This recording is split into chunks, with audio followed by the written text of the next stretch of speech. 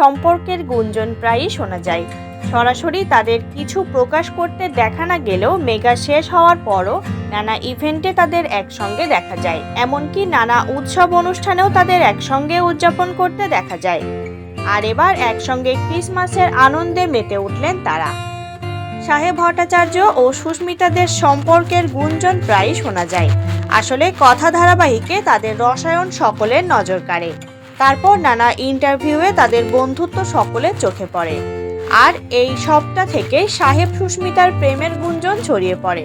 কিন্তু সত্যি তারা ভালোবাসায় বাধা পড়েছেন কিনা তা নিয়ে কখনোই সরাসরি তাদের কিছু প্রকাশ করতে দেখা না গেলেও মেগা শেষ হওয়ার পরও নানা ইভেন্টে তাদের একসঙ্গে দেখা যায়।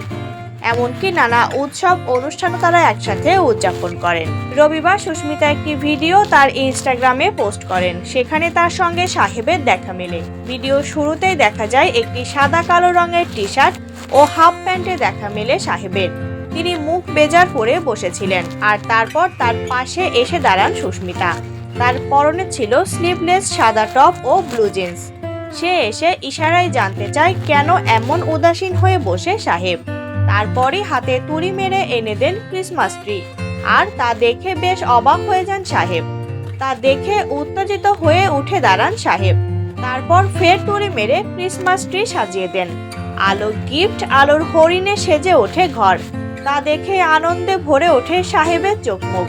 কিন্তু তারপরে নায়িকার চোখ চলে যায় সাহেবের পোশাকের দিকে। তা দেখে ইশারায় বলেন এটা ভালো না। তারপর তুড়ি মেরে বদলে দেন সাহেবের পোশাক। কালো জিন্স, সাদা ফুল স্লিভ শার্ট, লাল স্কার্ফে ধরা দেন। অন্যদিকে সুস্মিতার দেখা মেলে লাল পোশাকে। এই পোশাকেই সাহেব সুস্মিতাকে দেখা গিয়েছিল টলিউডের এক পার্টিতে। সেখানে তাদের দুজনকে হাত ধরে ঢুকতে দেখা যায়। এই ভিডিওটি পোস্ট করে সুস্মিতা ক্যাপশনে লেখেন, শহরে সান্টা আসছে।